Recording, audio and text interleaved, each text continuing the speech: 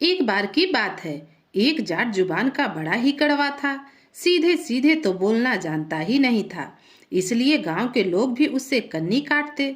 कोई गलती से भी पूछ बैठता, चौधरी खड़ा है, तो वह तुरंत जवाब देता, तेरी चले तो गिरा दे।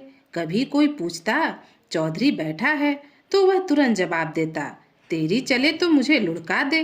कभी कोई पूछता, चौधरी सो रहा है क्या, तो वह तुरंत जवाब देता, दीन मान ठीक है और सांसें बाकी हैं, तब तक तो सो रहा हूँ, किसी के मारे थोड़ी ना मरूंगा। एक बार उसकी घरवाली ने यूं ही कह दिया, बैठे हैं क्या जी।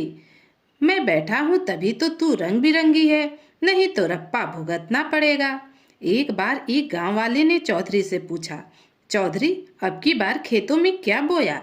जाट ने झट से कहा, पत्थर। उगा क्या, गोमड़ा। और पैदा क्या हुआ, खून और मवाद।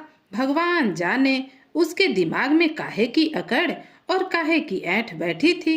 वह बोलता क्या, सीधा लठ मारता था। एक बार वे बैलों की जोड़ी लेने के लिए मेले में जा रहा था।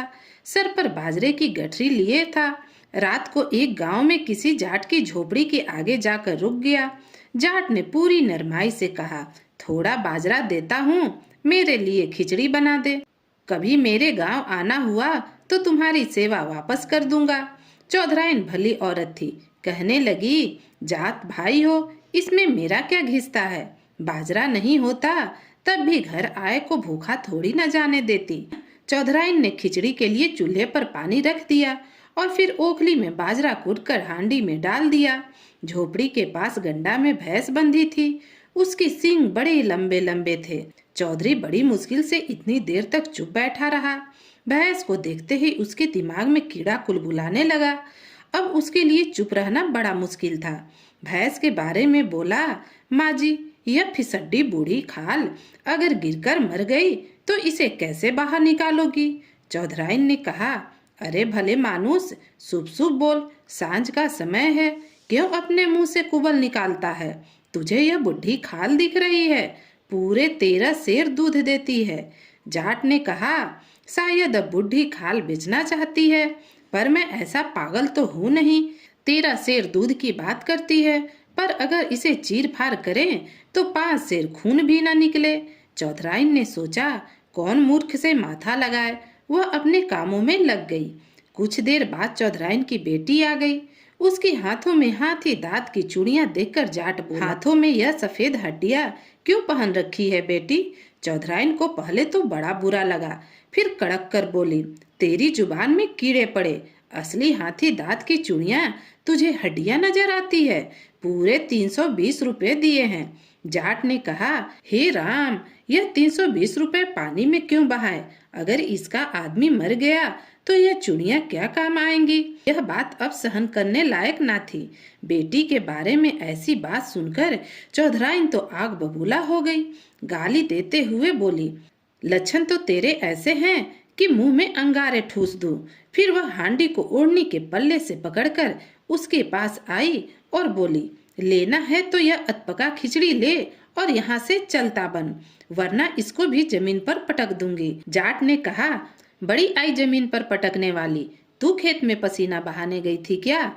खेस की गठरी बंधी हुई है, दिखती नहीं, मेरी धोती के पल्ले में डाल दे, कोई दूसरा घर देखूंगा। बड़बड़ाती हुई चौधराइन ने अधपका खिचड़ी जाट की धोती के पल्ले में डाल दिया और कहा, अब यहाँ से सीधे मुंह निकल जा, वरना तेरी अच्छी धुलाई कर डालूंगी। चौधरी ने सर पर बाजरे की गठरी रखी और एक हाथ में धोती के पल्ले में अधपकी खिचड़ी को उठाए वहां से चल पड़ा। धोती के पल्ले से खिचड़ी का पानी झर रहा था। रास्ते में लोगों ने पूछा, अरे चौधरी, तेरी इस पोटली से क्या झर रहा है। चौधरी ने कहा, झर रहा है मेरी जीभ का रस, चाटने की इच्छा हो तो बिल्कुल संकोच मत करना। जाट ने एक बार ज्वार की फसल बोई। फसल बड़ी अच्छी हुई। एक एक बलिष्ठ के सटे पक्के हुए दाने कड़ियों की तरह चमक रहे थे। खेत के चारों कोनों में एक सी हिलोरी लेती ज्वार खड़ी थी, मानो बादलों से पानी के बहाने जवा बरसी हो। आसपास के गांव में अकाल पड़ा था, इसलिए चौधरी को रात दिन रखवाली करनी पड़ती। गोफन की तरह सनसनाता हुआ खेत के चारों ओर पहरा देता रहता। पर एक रात आखिरी पहर में जाट की आंख लग गई। 14 की निर्मल चांदनी सिट्टों के पालने में झूल रही थी। धीमी धीमी ठंडी हवा के झोंकों में वो नींद में लीन हो गया। इसी बीच 4 चोरों ने पके हुए सिट्टों की गठरिया बांध ली। चोरों ने पके हुए सिट्टों की गठरिया बांध के उठकर जाने ही वाले थे कि चौधरी चौंक उठ बैठा। एक हाथ में गोफन और दूसरे हाथ में लाठी लिए वह उनका रास्ता रोककर खड़ा हो गया। वे चारों और अकेला जाट।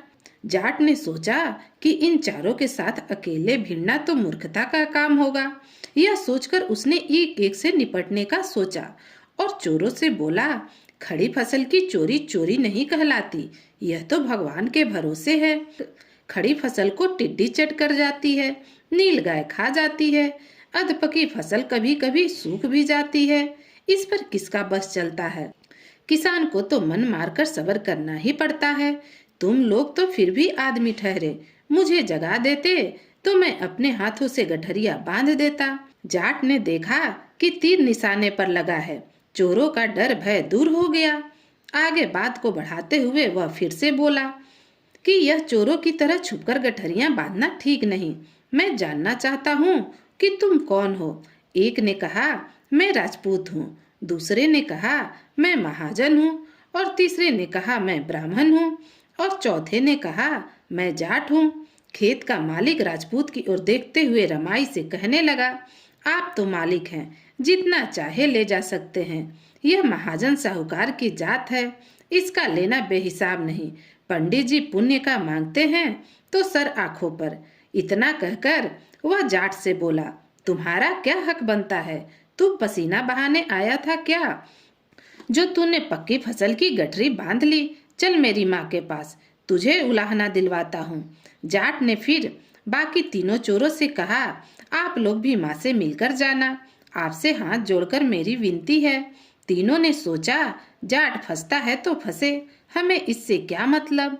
खेत का मालिक जाट का हाथ पकड़कर अपने पास की ढानी में ले गया और उसी की पगड़ी से उसे एक नीम के पेड़ से बांध दिया। जाट का इंतजाम करके वह फिर वापस खेतों में आया। वापस खेत पर आकर कहने लगा, मेरी माँ ने कहा है राजपूत तो हमारे मालिक हैं, चाहे तो पूरा खेत डोर डगर को चरा सकते हैं। महाजन वक़्त बेवक़्त कर्ज देता है, गाड़ी भर कर ले जाए तब भी कोई बात नहीं।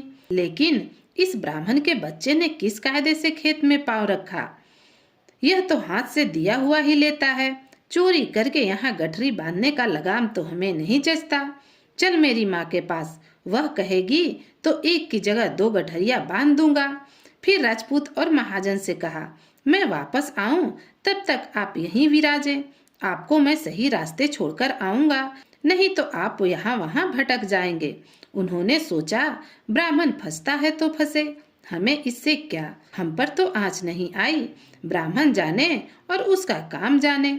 चौधरी ने उसे भी उसी तरह एक पेड़ से ब्राह्मण को भी बांध दिया और उल्टे पांव वापस आकर राजपूत से कहने लगा, मेरी माँ ने कहा है आप तो मालिक हैं, यह खेत आपके ही तो हैं।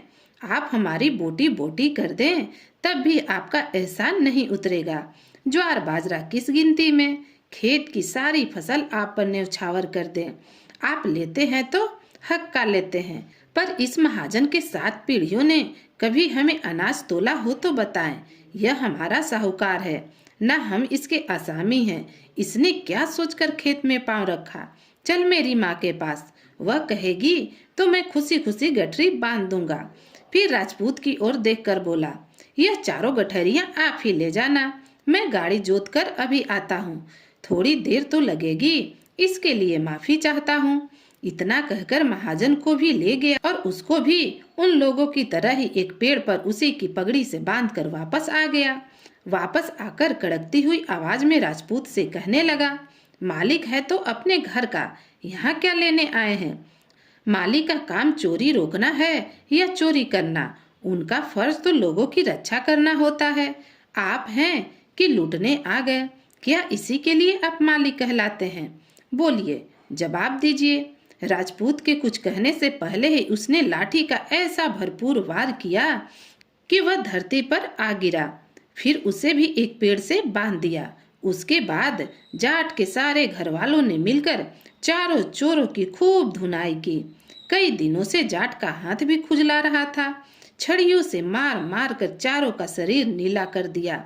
आखिर जाट ने उन्हें खोला और कहने लगा, गांव वाले या घर वाले अगर पूछे इतने अच्छे तिलक छापे कहाँ लगवाए तो कह देना ठेकेदार जी जाकर रातों रात छपाए हैं। फिर कभी मेरे खेत की ओर मुंह किया तो बत्तीसी तोड़कर हाथ में दे दूंगा। तो दोस्तों, कहानी यहीं खत्म होती है।